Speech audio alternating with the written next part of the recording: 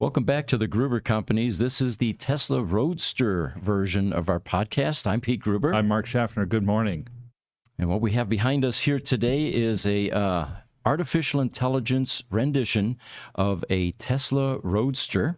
And, you know, it's getting better. I keep looking at it. There's a wing on the back, though, which is kind of cool. Yeah, it is kind of cool. It is. Adobe has come out with their own AI program. Mm-hmm. And I thought, well, maybe they're like Midjourney. They'll put out these beautiful pictures and stuff. And so I said, give me a Tesla Roadster in the mountains. Mm-hmm. And there is this, it was weird. It was weird. There was a person standing from the trunk up where the hood is. And then the rest of it was a car. It wasn't a Roadster. Wow. Okay. It was like a mess. cyborg. Part human, part car. Yeah, it was a mess. You know, I love what it creates, though. I mean, it's creative. It hallucinates, all those things. But if I was a car designer, all these variations and little things it throws in there actually are inspirational. Yeah. It would seem, you know. But anyway, that's the reason for that image. And what I asked for this morning was give me a 2008 red Tesla Roadster at a Chinese loading dock with some sea containers. And that's what it conjured up. And the reason that we asked for that was today is a special podcast. We have the 3 Chinese Roadsters here, the orphans as we call them, or the barn find Roadsters. And we're going to show you a lot of pictures of what we're finding so far as we begin to reverse engineer and analyze these cars. We've only taken one out so far, which is the Radiant Red. The 2 very orange Roadsters are still in their sea containers. And as soon as we get the Radiant Red up on the lift and we look at the undercarriage, its condition, and dig into that car further, then we're going to start working on the other cars as well. It looks like we've got a number of people chiming in so far. Might as well take care of those. First, George from the Watch Rich Rebuilds channel. We haven't said that in a couple of podcasts. Yeah. Good morning, gents, and good morning, George. Glad to have you there. On YouTube, Highlander is back. He says, hey, gang, glad to have you as well, Highlander. Looking forward to getting your guys' comments throughout the show. Mm-hmm. On YouTube, Alternative Energy Aotearoa says Kia ora from Aotearoa with a peace sign. Peace sign, all right. And so, and Aotearoa, of course, is New Zealand. So glad to have you, and a good early morning to you or late evening. Mm-hmm. You know, one of our customers, Mike Maloney, was here. Yes. His partner is actually in New Zealand right now and has family there. And I was surprised to hear that New Zealand is actually has beautiful beaches and beach houses. Oh, really? And a lifestyle that apparently is very much to Dan's liking. Dan, by the way, owns a number of Roadsters. Some of them are here, some of them are there. He just bought one in Australia, actually. He's got a right-hand drive Roadster. I don't know how many of those they made, but wow, that's a pretty cool car. That would be pretty cool. I have not heard whether or not New Zealand has the laid-back Pacific Island vibe. I wouldn't be terribly surprised if it did. Mm-hmm. I know that New Zealand is really a pretty country. Instagram, Juan SoCal1320, he says, "Sup guys, what's the update on the Roadsters that were delivered last week? I delivered the last one." So it looks like one of the transporters. Thanks for joining us, by the way. We're going to get right into that. Got a lot of pictures. We're beginning to dig into the cars. We're starting to reverse engineer, and there's some surprises. Yeah, no doubt about it. Definitely. George also asks, are the 3 containers on the dock in the background picture the 3 Chinese Roadsters? They are indeed, yes. And one of the sea containers has already been emptied, and the sellers or the owners of the cars sold that one immediately, and we ended up purchasing the other 2. We'll put them to good use here somewhere. Oh yes, most definitely will. Again, Alternative Energy Aotearoa says it's 5 a.m. here, so it is early morning in New Zealand. And then George says it's 1 p.m. where he's at, about 69 degrees. And so, George, I'm jealous. Maybe we can send you about 10 degrees so you can be at 79 and then we can be at 90. Right, absolutely. Jesse, if we're ready to start popping up some of those Roadster images, we can start at the very beginning. So, if you recall, trying to get these cars here has been months worth of effort and coordination and false starts. And for a while there, we weren't sure who was going to buy these roadsters. And, obviously, if they're buying them in Europe, there's no sense bringing them to the U.S. So Right. they stayed in China. At one point, the sellers who have connections in Dubai thought that they would send them to Dubai. And there was a buyer there, actually, that appeared to be serious. In the meantime, we were collecting bids. We got up to $2 million. And after a month or so of investigating, that particular bidder opted out because of insurance issues. The short story is it was a leasing company in Canada, new company, thought that all of this intrigue, notoriety, and fame for these roadsters would help launch their company. And they were fully planning on putting these on the road and into a lease program. Right. So you could have actually driven, one of these barn find roadsters if you went to this leasing company, or if it was a successful transaction. It turns out that insurance companies that provide insurance for, at least in Canada, for lease cars, have a cutoff at 10 years. Nothing greater than 10 years is allowed.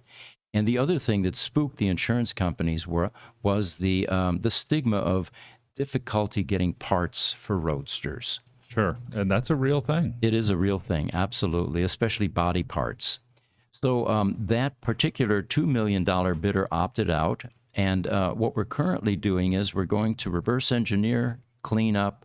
We're going to do a complete inventory of the cars. We're going to take ample pictures, a lot more pictures, and then we expect a new round of bidding to take place. Yes, and one of the first questions and many controversies, as it were, that was unanswered has now been answered.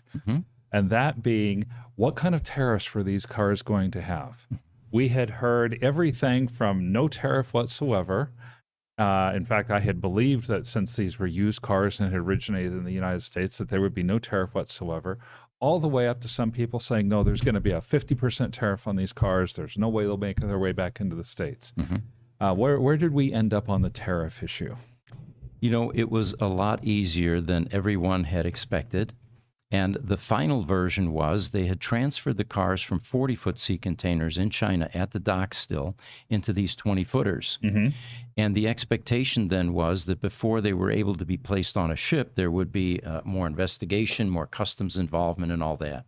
As it turned out, after the cars were put into the 20-footers, they took x-rays, were happy, and they were loaded on the ship. It was that seamless.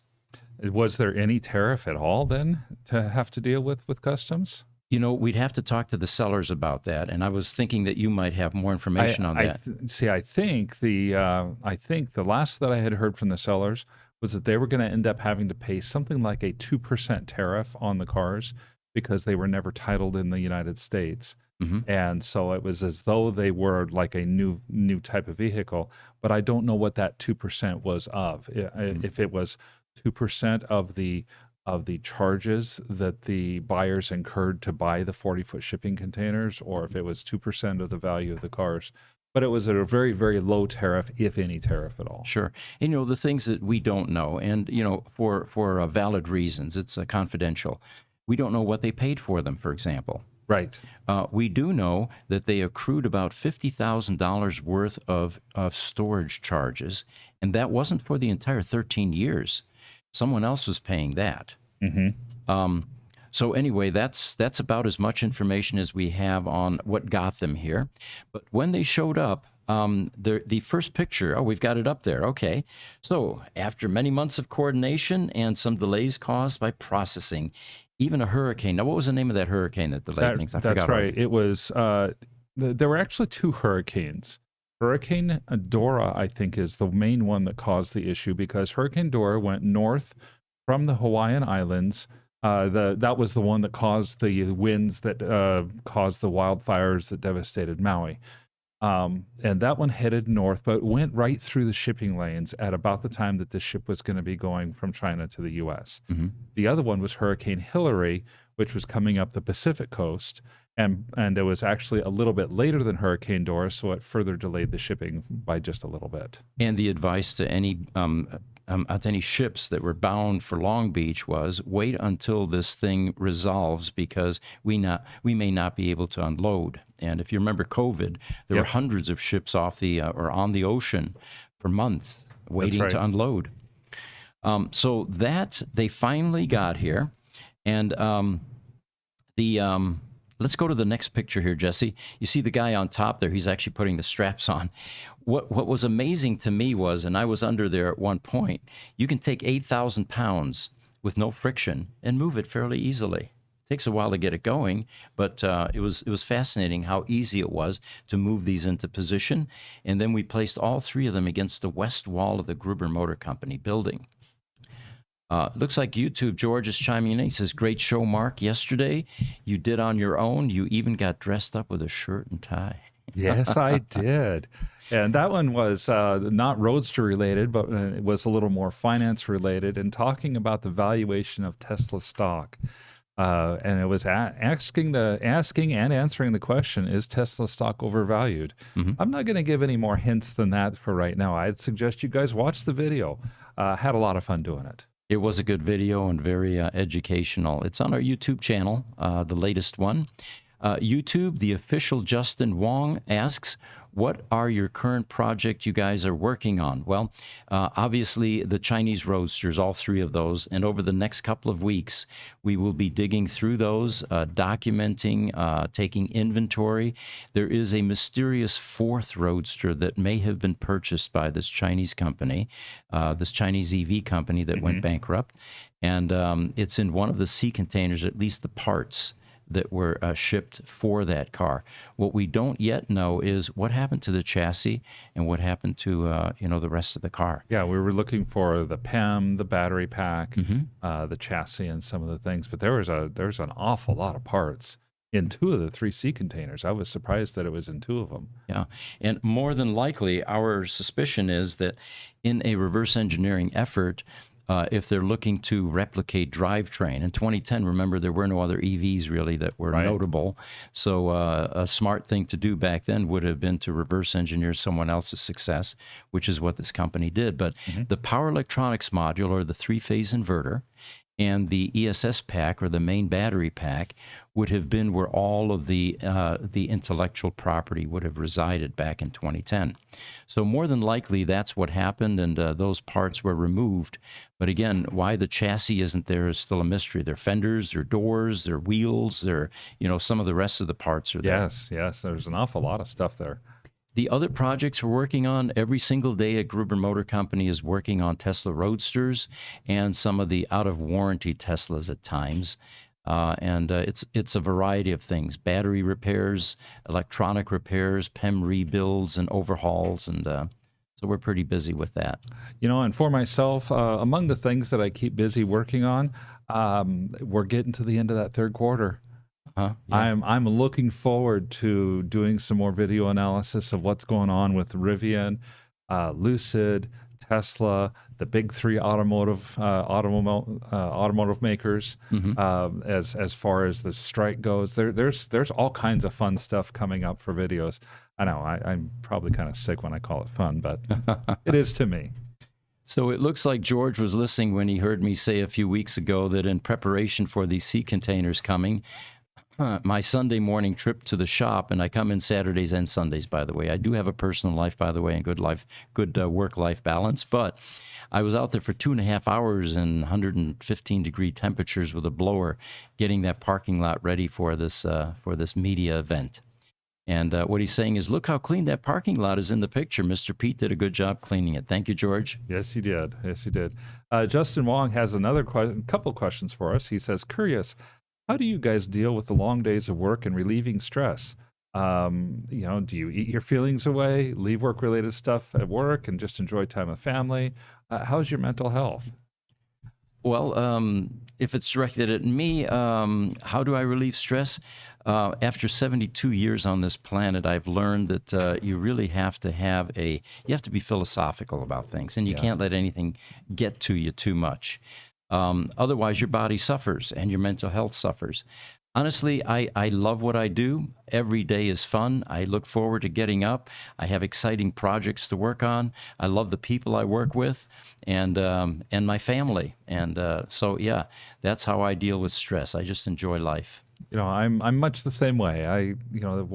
When the stuff that you want to do during your off hours, dovetails right into the stuff that you're getting paid to do when you're working, life is easy. Yeah, yeah. It's like you're not really working. And I've got I have some side projects that I do with some of my family, and but I have this here as my main project, and it's fun to do this stuff. Yeah. You know, I I'll keep, I'll speak for the social media team. Okay. So we it's almost like Justin had has a crystal ball. It can see the social media team every single morning eating burritos and Okay. different various breakfast items. Yeah, I'd say that's what we look forward to for sure. We Yes. do a little breakfast shindig Yeah. pretty much every morning. Yeah, these guys are right outside my office, and every morning it's bacon odors coming through, and fried eggs, and bagels, and yeah. Where do you guys get all this stuff? Is it like food vendors deliver here? No? Yeah. Yeah. Well, I mean, sometimes Jesse will get DoorDash, and other times we'll go grab it. But there's a lot of breakfast places around here. Are there? Yeah. Oh yeah. And you have the Roach Coach that shows up every day at 10 o'clock. Oh, too. and there, Yeah. if you've never eaten from there, holy cow, they've got good food there. Yeah, yeah, you can smell them coming too, way down the street. All right, so we got a bunch of comments. Anyway, Jesse, can we get to the next picture? I noticed you had not manned your station there. We've got the next one. There we go. So this is the the sea container coming off. Let's see if I can get my mouse here and go to the next image. Let's go to the 3 sea containers have been unloaded, and each Roadster extraction will be carefully documented as they make their way into the Gruber Motors Service Center. Now, let me get the first bit of Which image do you want? Because I'm just going alphabetically. That was image C. yeah. Let's go to sea container 3. And it shows our building. It shows where we situated the sea containers. The first thing that we noticed, or that we were aware of, guys, we don't have keys yet for these cars. And that creates somewhat of a problem because yesterday, as they were moving the Roadster, we had dollies on the back because they obviously they got bricked without any human intervention. No one put them in tow mode. When that happens to a Tesla Roadster, the parking pall is locked and the rear wheels are locked. We had not yet put a laptop to it and, tried to get it in tow mode by waking up the VMS. But then they were moving it with dollies in the back, and someone turned the wheel and heard a click. Now we've got wheels that are offset in the front. So we're going to have to put dollies there as well until we get the lock removed, take it to a locksmith, and have keys made for these cars. So that's one of the first issues that we ran into. So they never found the keys in China then? No, and it's an interesting story. There is a dock manager that apparently at one point had the keys. They opened up the cars for some reason, some customs thing or something, right? Well, this particular dock manager actually died 3 years ago. And try as they may to find out where he may have tucked those inside the office area there in Guangdong at the dock, they were unable to locate the keys. It would be nice to have those because some things on the Roadster are obsolete. Those little key fobs that are on the end of the manual key, it's a low-tech combination, actually. You get your manual key and then you have a fob. We have not been able to trace the vendor for that. And if any of you in the Roadster community know where the fobs can be replicated, we would love to hear from you. And that's one where we may even be reaching out to Tesla to see what they can do to help us with that. If I remember right, Tesla did chime in at one point and say there might be a possibility of getting key fobs. Yeah, that'd be great. If we can get the next image, Jesse. Now we've got one. This is inside the sea container. So we're going out of order here. Yeah. I went to C and I already passed that one. There you go. There That's are our two C. C's, Jesse, on the pictures. That's our problem in this case. Yeah. So after cleaning, there was a bunch of styrofoam in the back of this Roadster. They were thick 8-inch pieces of styrofoam 4x4. On the sides were tie downs on all 4 wheels, actually.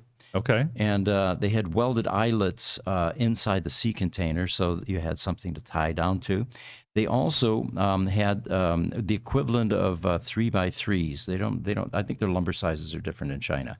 It wasn't a 2x4 like we would be. Oh, okay. Yeah. Okay. 3x3s that were nailed to the floor in front and behind the tires to keep it from going forward or backward.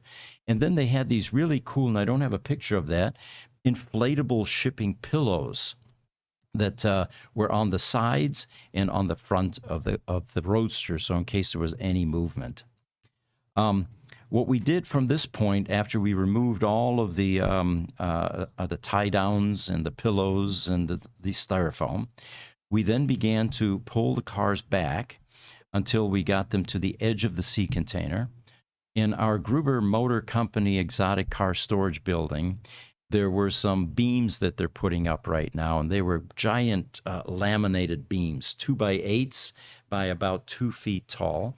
And because they had to trim those, and they were going to throw away what they trimmed, we grabbed a bunch of them, put them on pallets. And usually when I scavenge stuff like that, what we're going to use it for is not readily apparent until the opportunity comes when you need them, and that's exactly what happened in this case. Sure. It turned out those 2x8 laminated beam cut-off ends were the exact same height as a sea container, so we were now able to pull the car out onto those, okay. and then get a forklift up underneath it. Well, you would what you just described is what I love to do, and it is exactly what my wife hates of me. Really? She is the opposite of a scavenger. So she's not a hoarder then?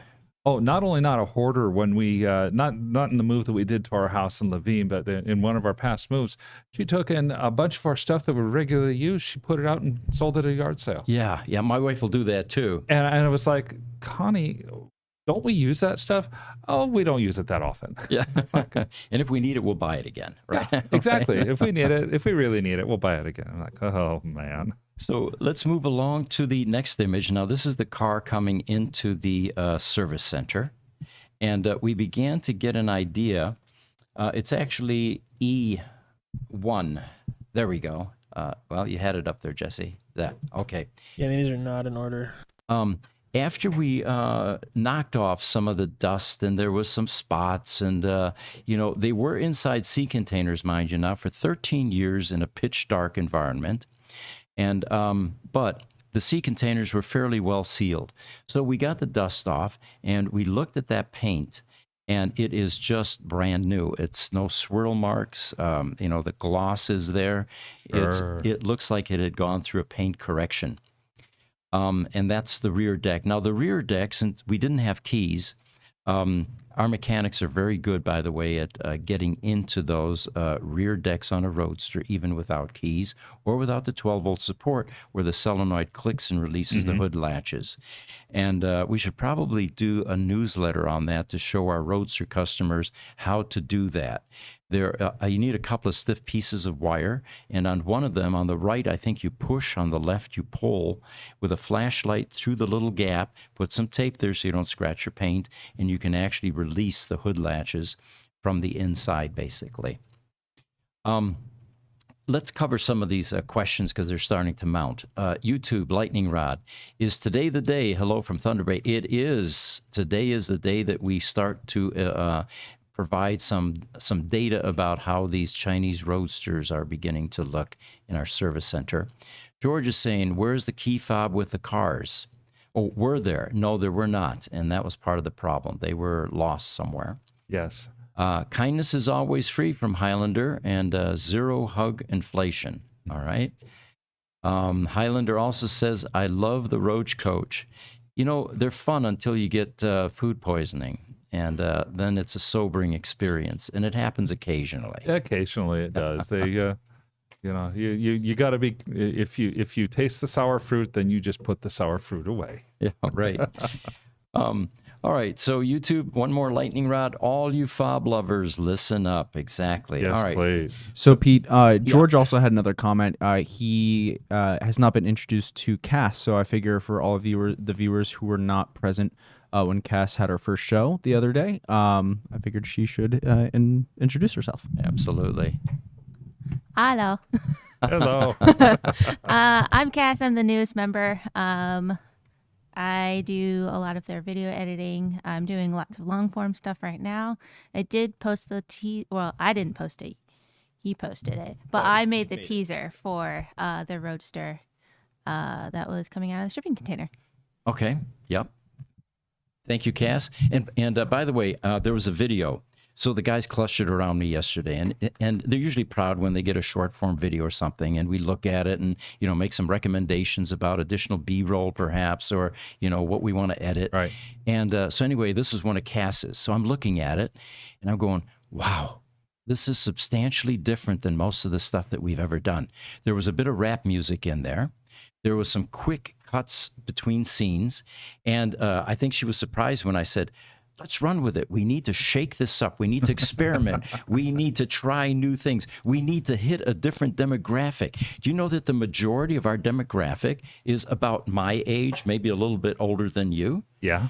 And we need to get that young crowd in. In fact, we had somebody on TikTok yesterday, and she said something like, why don't you guys make this show more interesting? It's a bit boring. Yes. Make it more fun, they said. Yes, make it more fun. More fun, yeah. So this morning I threw out some ideas to these guys, and it was no. I said, how about if I stand up and dance, do some dancing? I don't want to do the scantily clad thing because that would turn our audience off, I think. Yes, right? it would. I think I find that really funny that you say that you want to do like some dances, because I do like you guys were saying, you enjoy your work, and so you go home and you still end up enjoying work again. I obviously enjoy my work, and so I was thinking about other different like videos that we could do, and I was thinking about like any of the trendy stuff that's going on, and it's like dancing and like those fast cuts of the bodywork of cars, and I was like, I don't know if Pete would ever do a dance, but I'm game for Maybe. anything, and I think that they were surprised yesterday when, again, I said, hey, guys, let's experiment, innovate. That's what this is all about. Let's do things out of the box completely. And so anyway, you have free license. All To of your you guys. credit, Pete, you did say, the first thing you said was, I don't get it. that's And true. then you're That's true. You did say that. I and then don't you're get it, like, but let's run with it. But I find so many things I don't get are very popular, so I'm okay with that. I understand that. Yeah. Maybe that's and this applies to me as much as to you. Maybe that's one of the requirements that we have to have, is that the video comes out and we're like, I totally don't get this. Yeah. Right. Or we can make plenty of those. Good point. All right, a few more YouTube. I love yeah, we've gone through I those. think we're all Okay. caught up. All right, so let's go to that picture inside the service center, and we'll talk a little bit overall about that. pick one? It is overall, Yes. E. Yeah. I tried to put letters in the front of all these images. The ones that have words after the letter are coming first for some reason. I don't know why. Oh, okay. Not on my computer. I've got them all lined up. We have A, B, C1, and then C, and then E1, and then E, and so it gets better, Jesse. We did miss a quick question from Michael. Oh, okay. Let's do that. Michael, thank you for joining us. I was hoping that you would chime in here, but let me get your question first, or your comment. The Tag Heuer Roadster that drove around the world got its key loss in India. A new key was made by hand with a file by an Indian locksmith. There you go. Wow. Okay. It seems to me that Tesla comes to us for parts at times, right? And I think we've had this discussion about the fobs already. There were a number of small vendors that Tesla selected for the Roadster that didn't quite make it through time. And I actually went to Lotus about this key fob issue. I talked to the plant manager there, who's still there from the Roadster days, Matt Windle, actually. Okay. And he said, yeah, I can help you with that. I'll go out on the assembly line. I'll find the key fobs. And I thought, oh, we finally got it solved. And he came back and he said, you know what? After investigating it, that was one item that Tesla decided to take care of themselves, was the key fob for the Roadster. So that was a dead end as well. But anyway, Michael, stay with us here because we're going to have some questions about later on here what's inside this first Roadster that we pulled out that we can't quite explain. Instagram in the meantime, Expedient Auto, we're not seeing the images. That's Instagram. Yeah, that's Instagram. And I'm going to recommend on Instagram today more than most, please go to YouTube where you can see the images. Instagram is showing a green screen. We simply don't have compatibility yet with Instagram and our streaming software all ironed out. Yeah. We're getting there, though. Now, we do have somebody asking on Instagram what our YouTube channel is. And it is Gruber Motor Company. Exactly. Thank Yes. you, Rich. And then only George would ask this. He's talking about Cass. He says, now, is she going to grow a beard? And then Lightning Round, he says, give away money. That would attract some people, would it not? Yes, it would. So with this VIN 1107, by the way, which is the radiant red that came from China, the orphaned one, except for complete PPF failure, it appears that the adhesive has not bonded with the clear coat. And we'll have some better images for you of this PPF failure here in a moment as we go around the car. In fact, why don't we go to that, Jesse? If you go over to G PPF mirror, we can see what happened to some of the PPF on this car. Now, bear in mind that usually PPF failure has something to do with UV exposure, sunlight. Right? These cars were in the dark for 13 years. So we looked at this and said, how did this PPF get so cloudy, and why did it crack like this? On this mirror is a pretty good example of that small patch of PPF and what it looks like on other portions of the car. Then what we were concerned with, we had a radiant red just like this from Florida about 6 months ago that had PPF that was cloudy like this. Mm-hmm. In some of the areas of the car, we were able to remove the PPF by simply heating it up a bit and then carefully extracting it, from the painted surface. And then in other portions, like the front clip, which we think was exposed to more sunlight, the adhesive in the PPF had crystallized and bonded with the clear coat, and there was no way to get it off without removing some of the clear coat. So we ended up having to repaint that car. What we're really hoping here with this VIN 1107 is that we don't have to go to those extremes to put it back to its pristine condition and get some of that failed PPF off the car. If I would speculate a little bit, here in Phoenix, if you have an outside storage shed, you'll see this.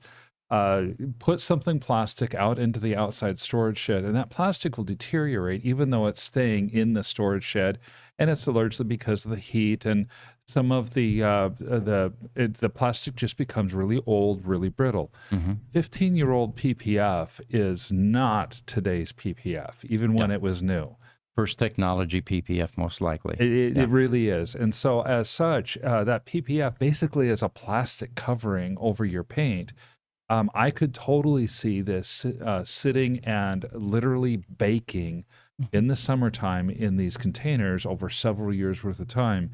And it could become, it could lose its moisture, almost like a capacitor loses its, the oil becomes kind of a gel and dries up, and it could end up cracking. That's kind of my working theory of what's going on here.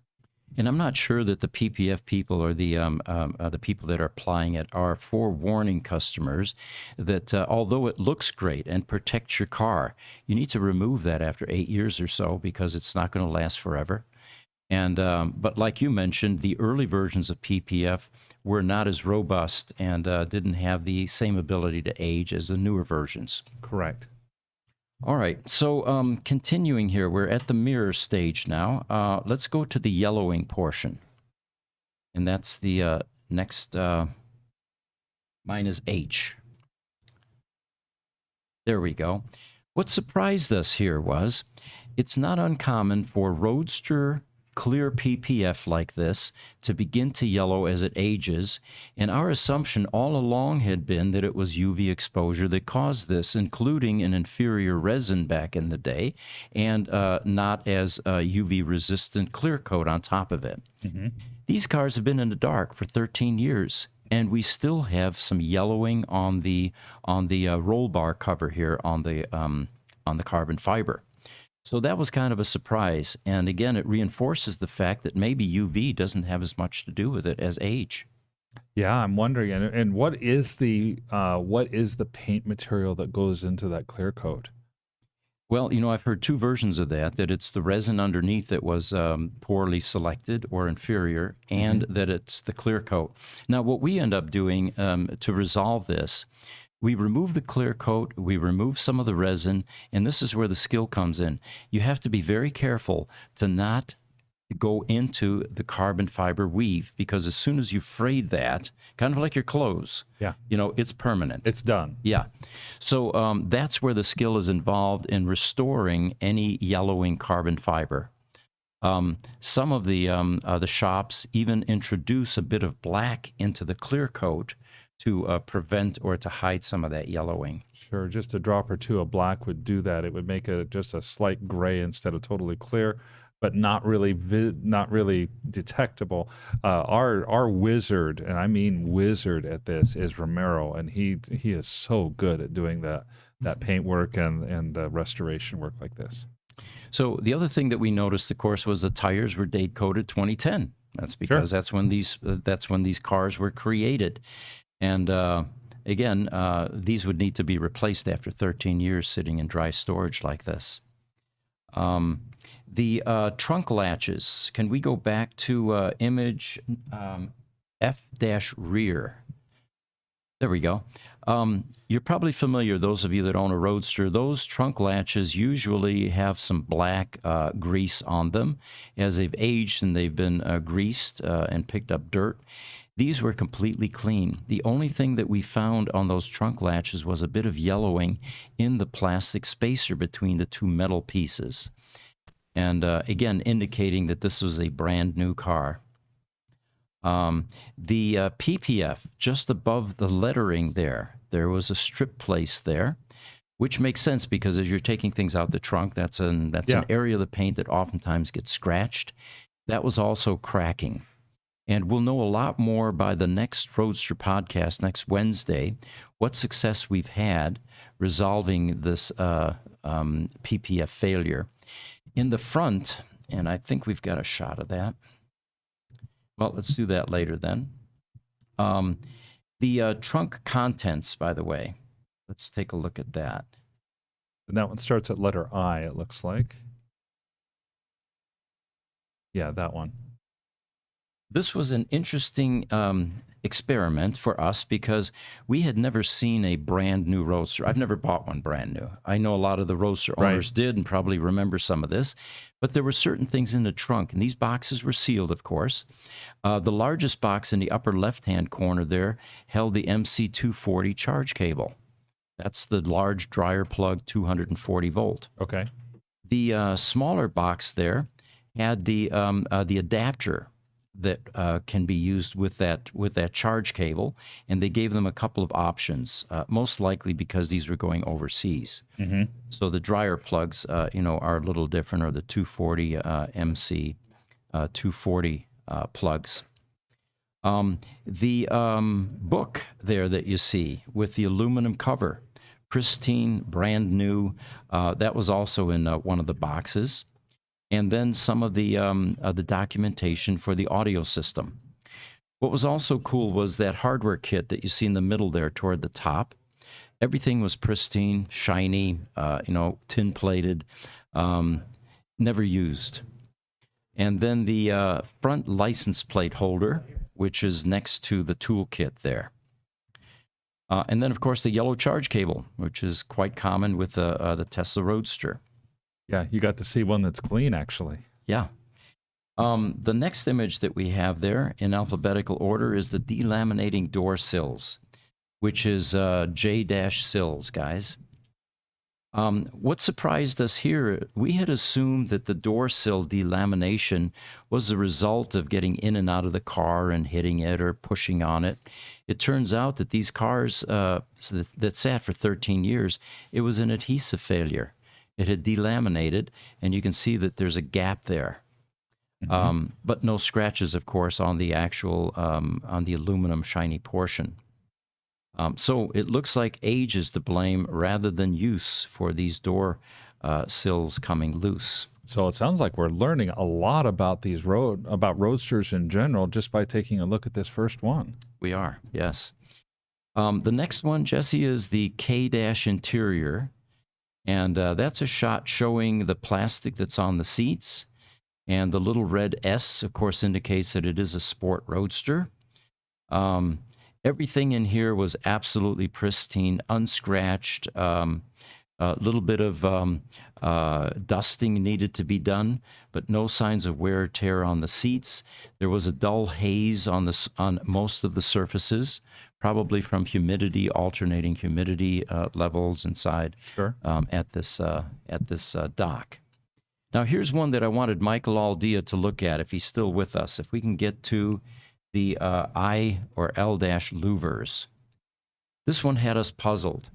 The two middle louvers on the dash here had this strange leopard pattern. And usually what you see here is a triple louver type arrangement. This was single louver. And these leopard type things are not covers. They're actually part of the louver system. So if you push on the top, it will then present and fold into the middle. Now, two things that we don't understand here is, where did the leopard pattern come from? Sure. Was that a special order that this customer decided to invoke? And why aren't there three louvers? Why is there a single louver? And were there other roadsters that had this? Were there possibly two other roadsters that have this? So we will find out on those. We'll find out. The very orange. Was that a custom? Was that something that celebrities did? Did they do custom orders a lot on color and design elements? Yes, there was some customization possible, and it had to do with carbon fiber, external, internal. But yeah, other than that, we're not aware of any kind of upgrades like this that would deviate. There was one in particular that was up in Montreal, or went up to Montreal, which the customer wanted a number of special things, and Franz von Holzhausen got involved in this one. And it's on our gallery site if you guys want to see it. He wanted burl wood on the inside. Right. In various portions, like the waterfall, for example. And he wanted it painted a very special color to match the British racing green in the UK. The old, I can't think of it. What was it, a Bugatti or something like that he had? Or No, that was Jim Hull with VIN number 100. This was the, not the Jaguar green. Anyway, it'll come to me. And it's out on our gallery site if you guys want more information. So yeah, customization. There was a short list of things that you could do to customize your Roadster. Let's get to some more questions real quick before we go into more pictures. We have Lightning Rod that had said give away money, and then George says, maybe give away Gruber shirts, and I'm sure he's probably saying, hint, hint, he would like to get one of those Gruber shirts eventually. I believe this was in response to us wanting to spice up the content. That's right. That's right. Okay. Thank you, Rich. Okay. Instagram. Faryaz Beck. Okay. Says hi. Thumbs up. Thank you. Thanks for joining us. And then Fungi Spores says, I just came in from Instagram. In Instagram, there are zip ties and 2 electric clamps. Oh, right. Okay. Yes, you have a couple of electric clamps there, a power supply for one of our laptops, and possibly in the far distance, you have a heatsink. And we're going to talk about that too. Cool stuff coming up here. Highlander, Allie the Bagpiper, awesome Zoom guest, young demographic. Yeah, there's a potential. There you go. Mm-hmm. And it looks like Mike Aldea is going to chime in here. He says, wow, that leopard pattern looks to be corrosion damage, perhaps. I've never seen one like that. Someone here thought that maybe it was bug droppings.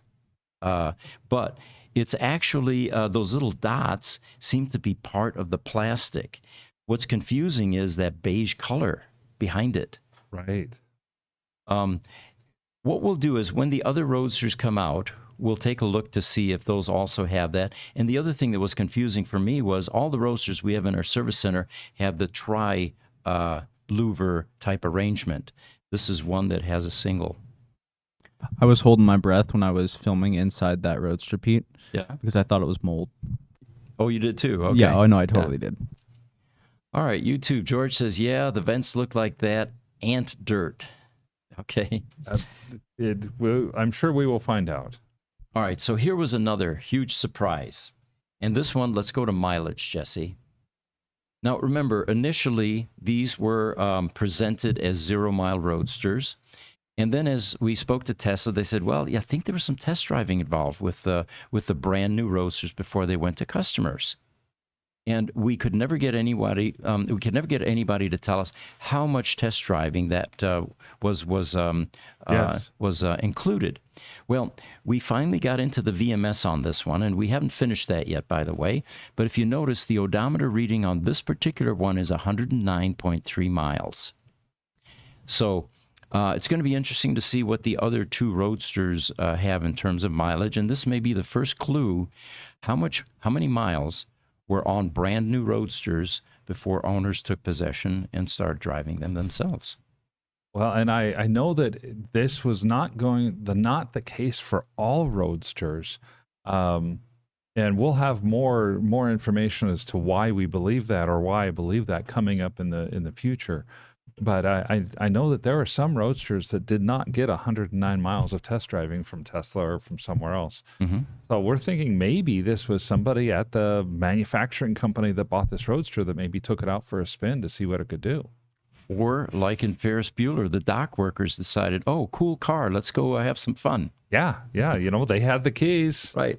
Pete, is that the lowest we've seen in our shop? 109 miles? Oh, yes. Well, we've got a surprise for everyone. We actually have a Roadster in-house right now that will be coming available for sale shortly that has fewer miles than this, and I don't want to give it away yet. Yeah. Well, that's where we'll give away more information later.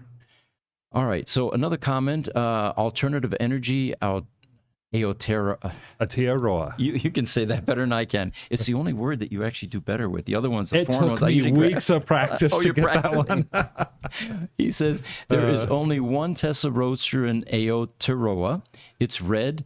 There used to be two, but it went to the UK. Well, that red one you're talking about probably is Dan Rubach's car, and he's thoroughly enjoying driving that one. I think he took it to New Zealand, bought it in Australia, Yeah. and then took it there. Yeah.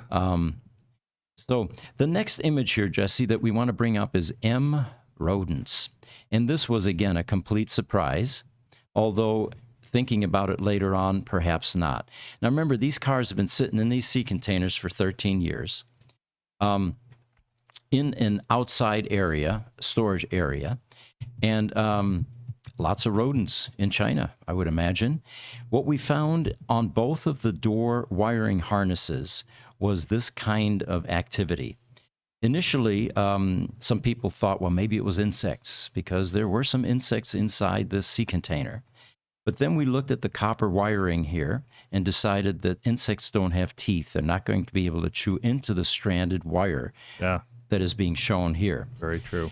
So what we're going to have to do here is do some wiring harness repairs and find a sleeve to put on both of the doors. And there's a good close-up there.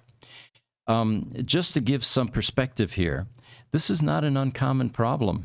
If you have a cat at home, you probably don't have this issue. But if you're storing your Roadster in your carport or even in your garage at times, there's a certain type of insulation that rodents like, and it's a soy-based insulation is what we're hearing. So this is not uncommon. Sometimes the damage gets into the running board on the driver's side mostly. And the rodents tend to prefer stranded wire like this, but mostly coax wire, which runs, to the camera in the back, for example. Right. We just did one here a few months ago where we had to change the entire length of coaxial cable. And I think Jesse is motioning to me as my, do I have a buzz? No, I was going to say the thing over there on the floor, the spray that prevents the rodent mice. spray. Yes. All right, we have that. Yes, we have that. And while you get that, and I'll read this next comment that we have.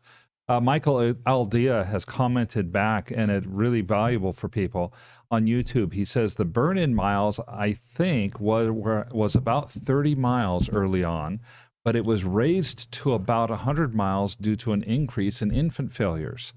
To catch these failures, the burn-in mileage from the factory ended up being increased. Now, these are later model.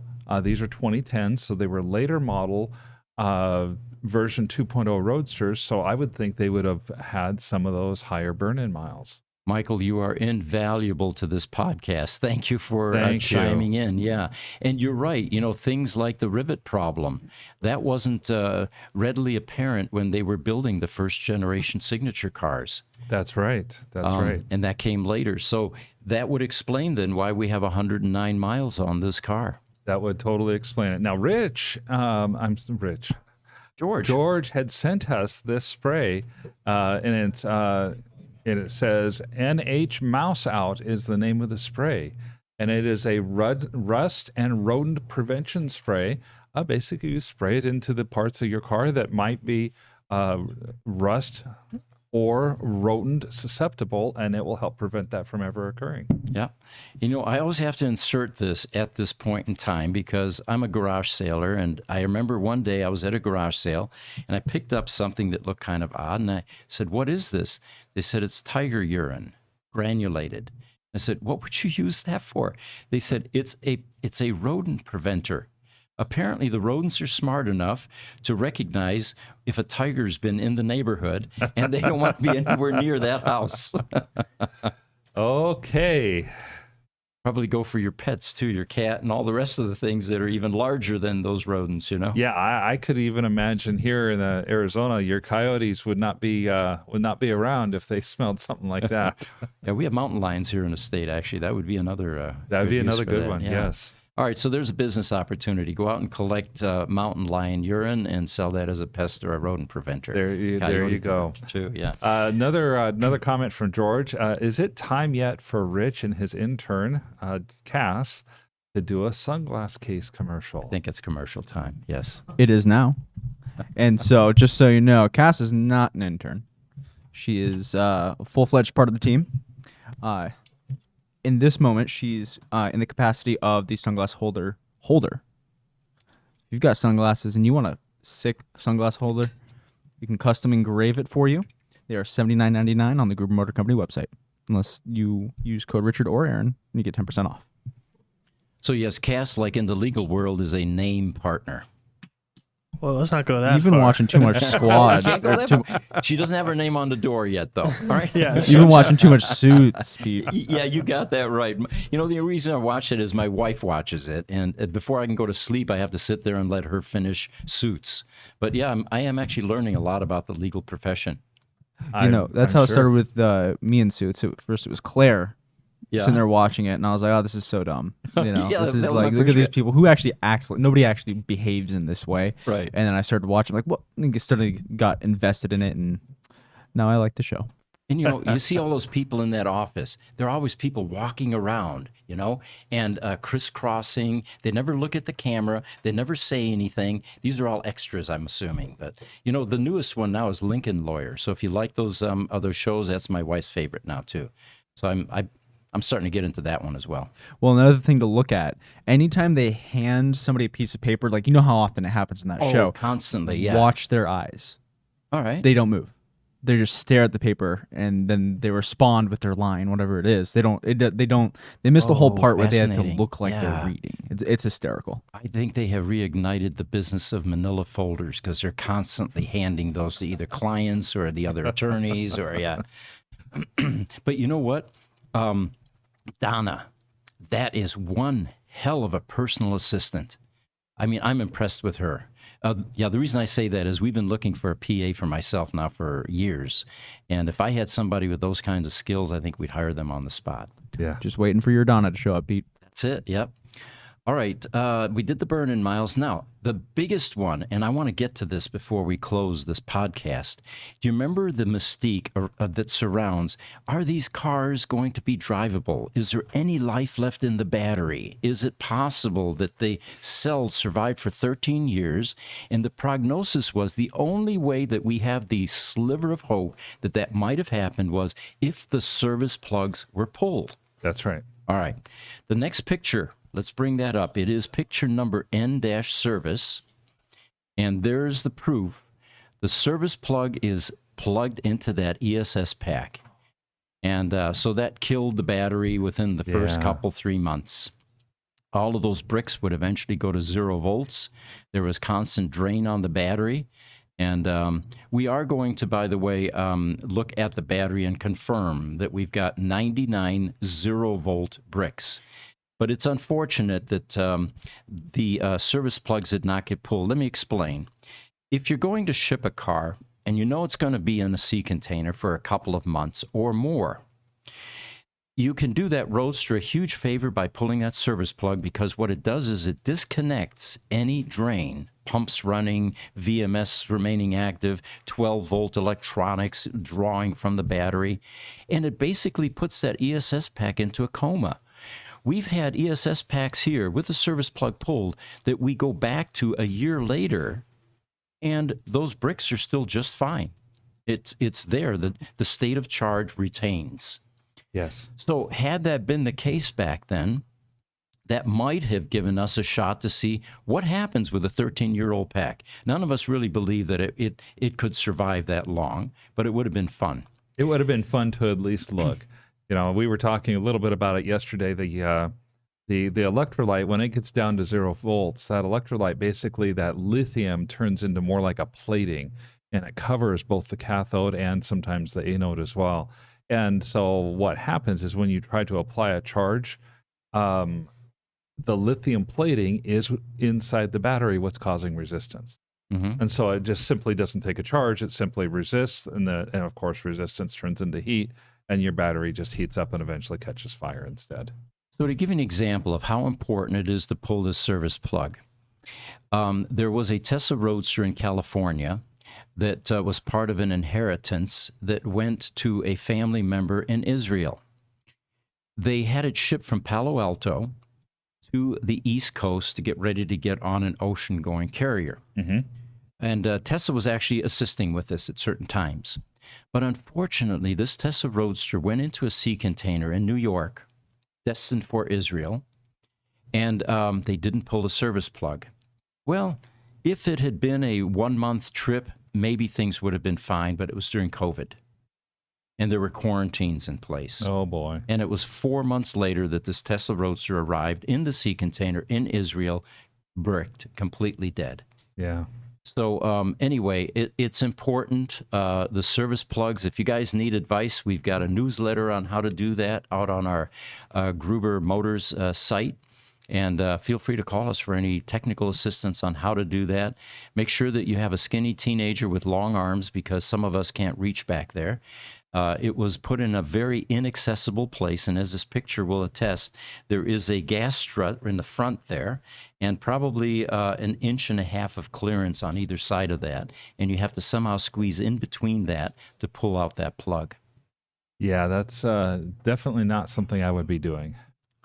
Highlander asks, where did the new hockey puck go? Notice you feature items between you two. Well, we're going to get to some of these items, but I think this right here is the hockey puck you were looking at, and it will be talking about later today as well. We will. In fact, now's that time. Why not? I think it's a great time. Okay. So the other thing, Roadster related, that I wanted to show you guys is there's a picture actually, Jesse, that we can bring up that's outside this folder. And it is picture number 1. All right. Our chief engineer, Ken, by the way, we have a wonderful engineering team over there at Gruber Motor Company. Mm-hmm. There are a number of skills there, from paint body to mechanical to suspension expertise, and the lab people, a bunch of people that work in that lab that do the electronics. And Ken is one of the, he's the chief engineer there. What he's been working on is researching and analyzing the Tesla Roadster power electronics module power board insulating material. And what this is about is this board that I'm holding in my hand, there are 3 of those that create 3 phases.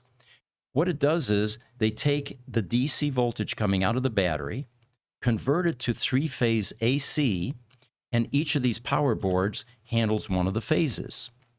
And what Tesla did back in the day, unlike in the critical power world where we have large semiconductors like this thyristor, for example, what Tesla decided to do in their design was use a whole bunch of small semiconductors called IGBT transistors, and I'm holding one in my hand here. This actually mounts on this board, and then there is a metal portion on that transistor that gets heat sinked to get rid of the heat. Now, the heat sink that couples to, If you want. and this is a representation of a heat sink that came out of an uninterruptible power system. Remember, we're the guys that for 40 years have been working on critical power, and we find that the Tesla product is virtually identical to what's in those Teslas, and that's what makes us so darn good with the Tesla electronics. That's right. So this transistor, IGBT, sits on a heat sink like this, or clamps to a heat sink, and the function that this provides is drawing off the heat and dissipating it. In a Tesla Roadster, the reason you get your annuals is because that heatsink has fins. And in order to properly cool, the fan blows air through these fins, kind of like a radiator, to draw off the heat. Well, this transistor, this IGBT transistor, has 400 volts DC at hundreds of amps on it. And if you put that directly onto the heatsink, you short it out or you ground it out and you blow up stuff. All right? So what they do is they use a dielectric compound or an insulating material, and that goes between the transistor and this heatsink. And what it does is it is able to draw off the heat that is dissipated by this transistor and send that to that heatsink. Now, the problem that occurred with Tesla Roadsters is the original heatsink material that was used by Chroma in Taiwan in 2008, as it aged, began to crumble, dry up, and deteriorate. And that's the first engineering problem that we became aware of when we started working on Tesla Roadsters. Now that this material, this dielectric material and insulating material, is this similar to like the insulating material that's on PC CPUs today that actually is more effective in drawing heat away than just having a metal-to-metal connection would be? It is. It's similar to that. Okay. Yeah, and they also use thermal paste with some of the CPU chips. Yes. Which is, now, the reason thermal paste is tricky with this kind of design is you don't want any conductivity. Right. And this has 400 volts running on it. So typically, this type of material is put on dry. Okay. Okay. So the original thermal insulating material, and I don't have a sample of it here, but it was thinner. And as it aged, as it crumbles, eventually these transistors with 400 volts on them short to ground, and it blows up your power board or your PEM. And that's probably one of the most common repairs that we end up doing in the Tesla Roadster is a blown PEM. It also is the reason that you want to get your PEM overhauled and upgraded. You have engineering problems. You have deferred maintenance in that power electronic module. And if you have a 2008 Roadster, it's 15 years old. The things that you need to be concerned about is not only the insulating material on your phase boards, but also these black guys right here. These are electrolytic capacitors. They have a shelf life of 8 years. Mm-hmm. If they're 15 years, they've already expired. And in the critical power world, where customers are very attuned to uptime, they proactively replace these every 8 years. That's part of what we do when we go out. We change batteries, we change capacitors, or we do remedial maintenance. Yeah, we'll change the fans out. And unless somebody think that our barn find Roadsters would be in good shape because they've never been driven, actually they would be worse. The capacitors like this are known to dry out even more if they've never had electricity running through them, because the electricity causes the heat and the current flowing through these actually helps to condition them and keep them in good working order for longer than not ever having been used. So what we're working on currently, our chief engineer is spearheading this project. As you know, Tesla Roadsters don't like heat. And where we live here in Phoenix, Arizona, we're the best test ground or proving ground for that problem. Yes. What we noticed all this summer, as the heat waves rolled through the United States, we had Roadsters that were suffering. They would go into power limiting mode as you were driving them because these transistors were getting too hot. So what we're working currently on is identifying a better insulating material that has a better dielectric property, insulating property, and heat transfer. And we have another image. Oh, the image is up. It was up. Let's throw up that image of that gauge. There we go. So what Ken is working on here is he is trying different torque settings on these clamps here, which is what presses this board and these transistors onto the heatsink. And what we're finding so far is that the original material that they used back in 2008 is definitely inferior, which is what we actually knew already because we had upgraded this years ago and started using this in 2014 or so. But what we're finding now is we're going to dial in the best transfer material or insulating material to use on a Tesla Roadster, which we're hoping will make these heat-related problems go away. That would be amazing. And is part of our desire to do this because of what we heard about the Roadster that went to Dubai, where the summertime temperatures regularly get in the mid 120s and sometimes the low 130s, and that Tesla had made some tweaks specific to that one Roadster to get it to be able to perform in the heat? Sure. The tweaks that were made to that Dubai Roadster were related to tweaking the bias resistors that would sense. They opened up, in other words, the parameters for how much heat it could tolerate without actually making physical changes to the insulating material. What we're doing is going a step further. We're not going to change the firmware or the hardware or the electronics.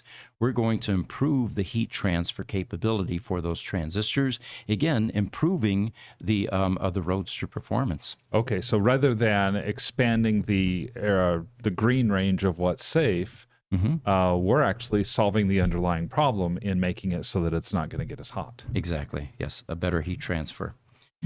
All right, so I thought you guys might enjoy that. We've got the sample heatsink here for you to get a visual of what's going on here. On YouTube, Alternative Energy Aotearoa says the red Roadster is owned by the first person to have a Model S in Aotearoa. So that means that you're going to need to start checking because there are now going to be at least 2 Roadsters in the New Zealand area. One of our good longtime clients, a gentleman named Dan Rubach, has I don't know if I'd call it a residence, or I guess that's going to be what it is, in New Zealand. And he bought a Roadster, right-hand drive, from Australia and has transported it to New Zealand so he can drive there as well. And he's having lots of fun with it there, by the way. I see pictures of him all the time on Facebook. Yes. Trucker Alistair is joining us. He says, hi there. Long time no chat. Today, greetings from L.A. to all Gruber Motors. Thank you for joining us. Thanks, Trucker. Glad to have you back. Highlander saying rats. Rats. Yeah, that's right. YouTube, Bernard Homan. Hi from Toluca, Mexico. Welcome. Thanks Welcome for joining back. us. Yeah. Good question here from Core Glass on YouTube. Do the other later model Teslas have service plugs?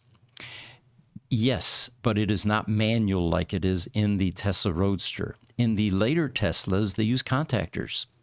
Right. And firmware that senses what the condition of the battery is, and it will open up the connections and take any kind of drain away from that battery. Sure. YouTube Highlander, where can I buy it for control panels? Are we talking about the big thyristor that I have here, or the heat sinks? We have, by the way, we refurbish critical power equipment, lighting inverters, uninterruptible power systems, and so we end up buying used equipment and then completely rebuild it. Not all of the equipment we purchase makes it back out in the field, so we do a lot of scrapping here as well, and we render some of this equipment back to parts, especially component UPSs, where the boards are out of production now. And we have service agreements where people still want to keep them running. So for those of you interested, we do have high-power electronics like this, and SCRs, IGBT transistors. This little transistor you see here is what Tesla used. Some of the IGBTs we have in UPSs are about 6 inches by 4 inches by about 2 inches deep.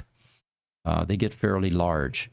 And we keep a lot of that in inventory. So if you're doing any kind of that experimentation, check with us. We have those types of parts typically. Yes. On YouTube, Core Glass says if you don't have a multimeter, you can lick the terminals to test for voltage. Yeah, that's the old 9-volt battery trick where you feel the tingle. You would feel a little bit more than a tingle if you had 400 volts at about 250 amps coming through your tongue. Yeah. Now, Michael is joining us again. He says, for shipping and safety requirements, battery packs had to ship by sea at 50% state of charge or 30% by air. Now, what I would hope at that point, Michael, is that someone at the dock would, if they need to see 50% SOC state of charge, at that point they would allow whoever is doing the transport or the owner or Tesla to pull that service plug, because now we've shut the battery off completely.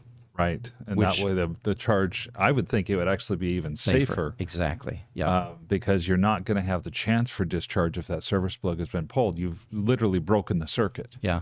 But more than likely, being a logistics problem, in other words, the coordination of getting people there that can pull that service plug was a problem.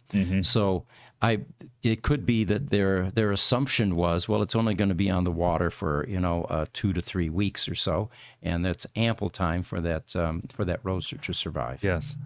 Now, in response to your question or comment about the crystallized tiger urine, Highlander says, I'm not milking a mountain lion. I call BS. He says, Pete likes the show. Good point. Yes, very good point. Core Glass is asking, are there public domain schematics available for the Roadster? No. Tesla has been fairly decent about providing documentation, owner's manuals, even some service bulletins.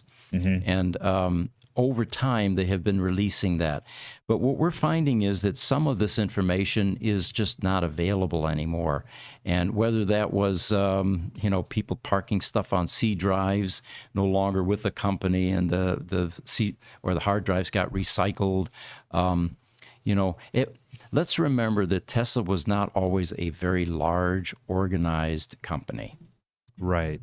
And as is common in companies that go through a tremendous amount of growth very quickly, the organization, it's very difficult to stay organized. When at the same time, you got to be focused first and foremost on getting product done, getting it shipped out, and making money. Because if you spend all your time organizing, then there will be nothing left to organize. Yeah. And that's what happens with growing companies. All right. One other thing that I have for you here is it looks like Tesla is watching our videos.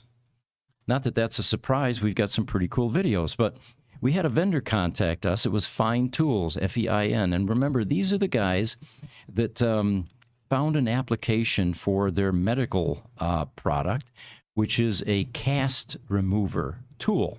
Yes. And remember, when you break a leg, they put a cast on your leg, and then somehow later on they have to saw that off, and you've got tissue underneath that cast that you don't want to damage. So using a saber saw is probably going to rip your leg apart.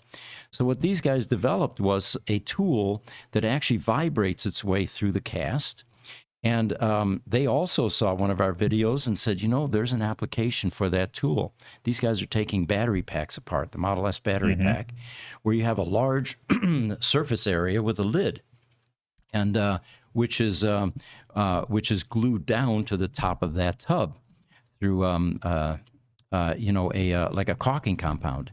So they actually repurposed this tool to break that seam, came out and visited us. We tried it, and we swear by it, and we did a video with it. And, excuse me, that's what Tesla was viewing.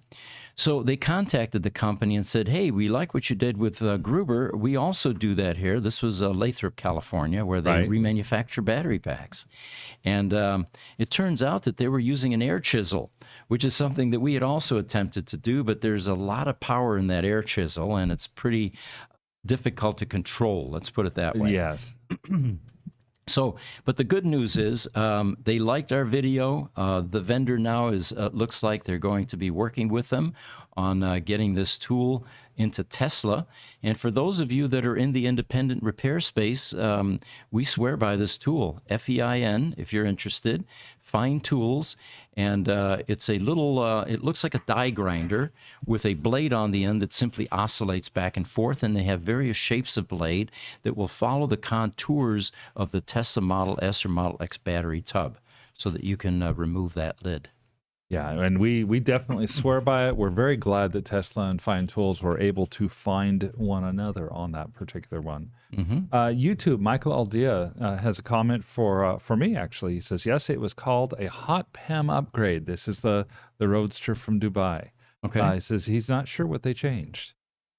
We do know what they changed, Michael, and the reason is we got one of those Roadsters in our service center a couple of years ago, and it had clearly with a Sharpie mark inside on the internal fan cover instructions that this Roadster had been modified for high temps.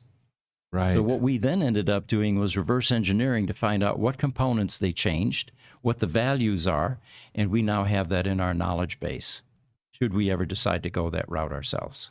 Very cool. George says, so we went from changing glass bulbs in the 70s to changing capacitors in the 2000s. Yes. Yeah, pretty much. That's exactly right. Filter caps have actually always been a problem, though. What they do is they convert or help convert AC to clean DC. And even back in the tube days, you needed filter capacitors because tubes, they ran off DC. The filaments were AC, 6 volt, 12 volt, filaments. That's what lights up the tube. But then the actual transfer of information, they weren't computers, audio or whatever. Whatever was going through. That would require B plus voltages or positive voltages.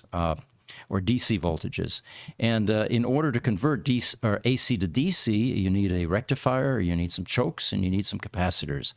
A typical symptom that would immediately tell us in a repair shop, and I worked in a radio shop during high school, by the way, so I'm fully aware of this, is if a TV, a radio, a phonograph, a tape recorder came in, and when you turned it on, there was an audible 60-cycle hum coming through the speakers. That indicated that the DC was no longer clean. You had some AC that was entering, and you were hearing 60 hertz. And that simply means that your caps had aged out and needed to be replaced. They had dried up, and yes, exactly. Interesting. In advanced cases, and we talked about this in our Critical Power podcast last Friday, and this is the importance of changing them. If you let a DC filter capacitor, the large ones, 40 microfarad by 450 volt DC, go to the stage where they are beginning to fail and become resistive. You now have, remember, 400 volts running through a resistor. A resistor is a heating element. It's what your stove is at home. So you run current through a resistor, you get heat. You get enough heat, you get a thermal event. Or the cap blows its top because it's building pressure inside. Right. And the last thing you want is an electrolytic capacitor, and we've had this happen in Europe, blowing its top and throwing shrapnel all throughout the inside of your power electronics module because everything in there is conductive now. You've got all this shrapnel, pieces of aluminum foil that are landing on top of chips and your circuit boards, which can cause a whole lot more damage. So, yeah, capacitors, we definitely are proponents of replacing those on a periodic basis. Yep. Highlander says, I watch at lunch to stay current. So on YouTube, Alternative Energy Aotearoa. It says, cool. So now there are Roadsters in Aotearoa. That's right. There definitely are. Highlander says, did Pete get my latest package? Not the latest one. We got bagels. And thank you, by the way. Yes, if it was food, you did not get that package. Oh, okay. So that's what happened to it. I think Highlander has sent something else and was in contact with our receptionist recently. I do not know that the package has come yet, Highlander, but I think it's going to be coming soon. Well, thank you, Highlander. And by the way, Elvis enjoys the conversations with you. He'll be on Friday morning. Yes. All right. TikTok, iPhone House. Hello from Mexico. My dear friends, love your podcast. Well, thank you for joining us. Yeah, we're having fun with it. Yes. Very, very much. And then on YouTube, Highlander again says the rat control spray control. So now that's similar. Maybe that's similar to this. So So we've got another bulletin for you. Got a notice from Facebook actually, and this is the testcalendar.com folks.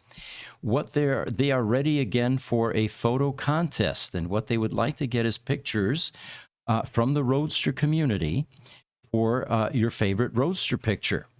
And you can email that to, I guess there is no email. You can go to the website. It's testcalendar.com.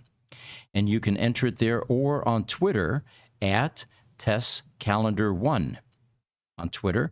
And if you send in your picture, there's a prize involved. They're not saying what it is, and you may just get your picture on their calendar.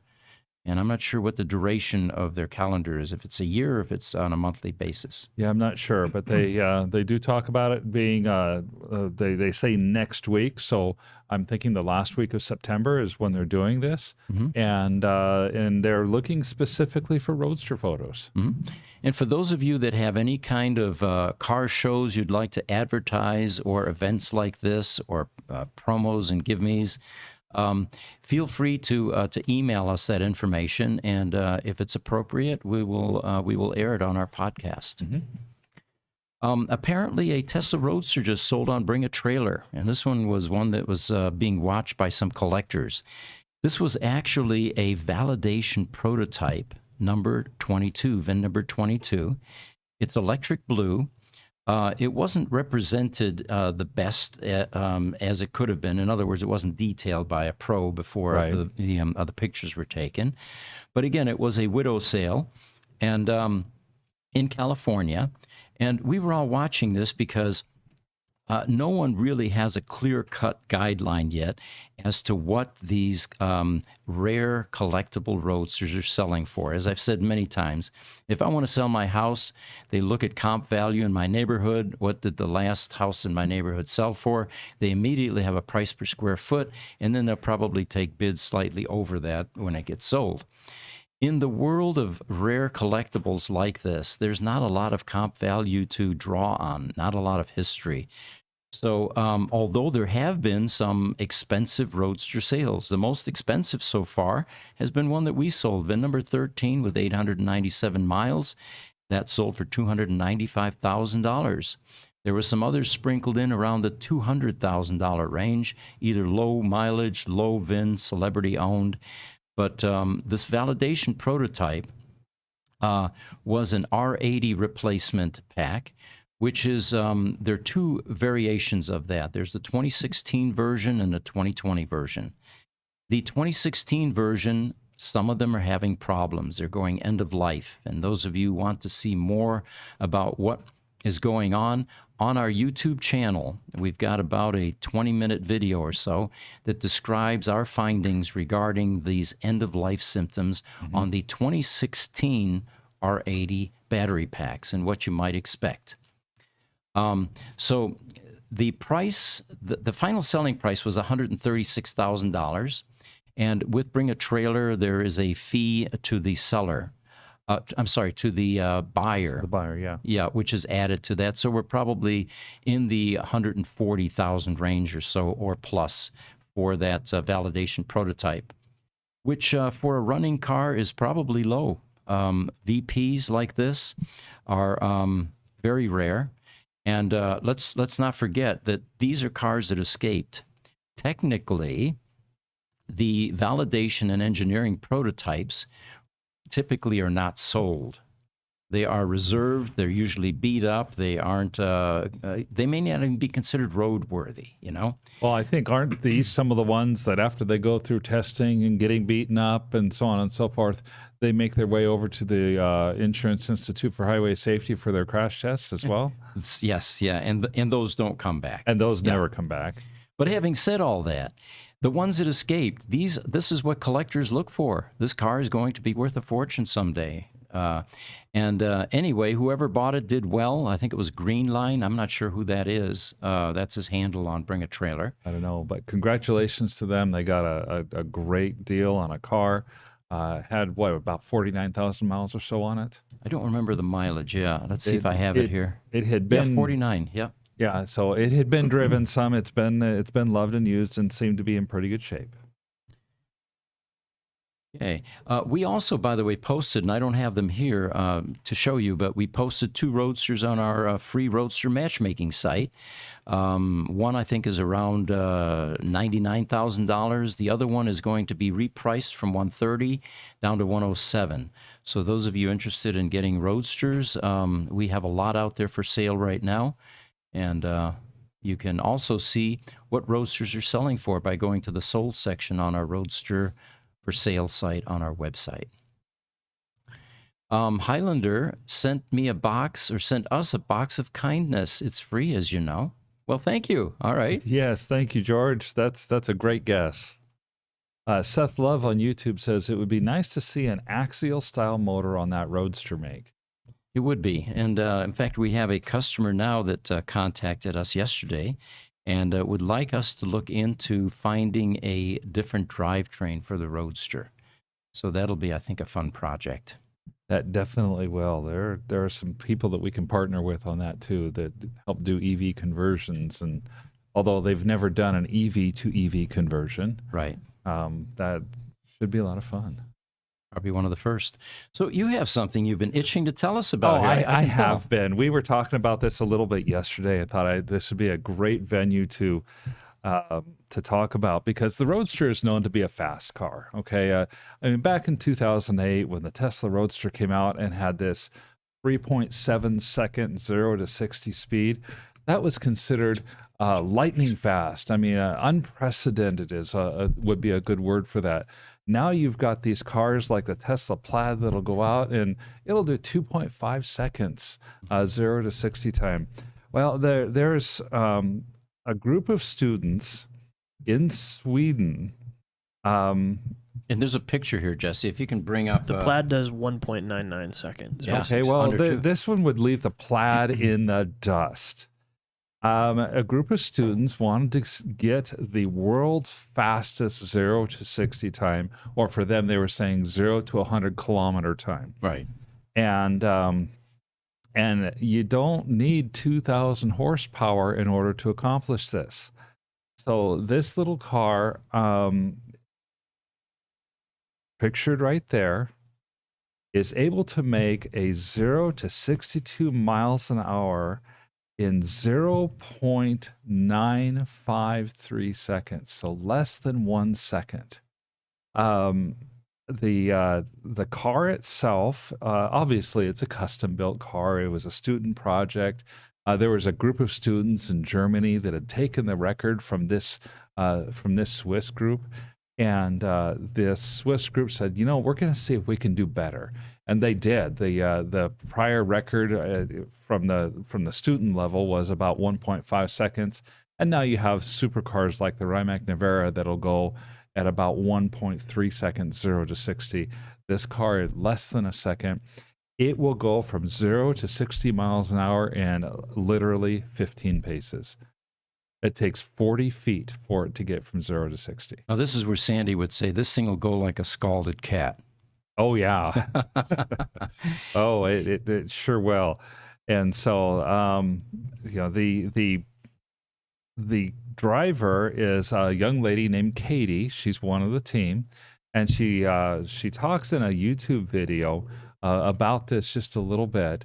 And she talks about how fun it is to be able to do this. She says it's just like taking off on a little roller coaster. And what they did when they set this up, they're doing it in what appears to be just a small airport behind a few hangars, and they go from 0 to 60 back to 0 in probably like 600 feet.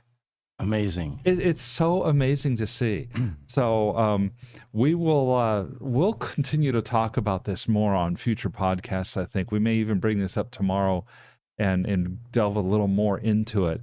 And that way we may have the chance to play the video and stuff like that. But we're talking about Roadsters. We're talking about fast. Mm-hmm. This car. Oh, by the way, guess on how much the car weighs. 1,200 pounds? How about a quarter of that? Really? The car itself is 309 pounds. It's a short sprint car. That's why you don't need a lot of battery. Yeah, If you're you going. don't- Yeah, because you're only going, 200 feet or something. Yeah, you don't need a lot of battery. It's a it is, like you said, a short sprint car. The electric motor does produce 348 horsepower, though. Amazing. So you've got more than 1 horsepower per pound. It's crazy. The driver needs to make sure they even eat a light breakfast that morning. Totally, yeah. Yes. There's some serious tech involved in this because even Mickey Thompson slicks could not get that much traction in that short a period of time. Now, when I look at the car, I see all kinds of endorsements. I'll bet you those wheels and tires were exquisitely designed by a company that put a lot of forethought into how do we get that much traction on something like this that's that light. Oh, absolutely. And I'm sure that the choice of driver, being a petite lady as a student, is absolutely on purpose as well. You don't want to have a big husky guy in the car like that because you don't want to be carrying another 60 or 70 pounds. Oh, totally. This is like horse racing. Your jockey's got to be 5 foot, weigh 110 pounds. And yeah. Absolutely. Amazing. So we'll get some more information on this car. This is pretty interesting stuff. The thing that I'm curious about is, are there any statistics that indicate at what point in time you reach blackout, when you're pulling G's like this?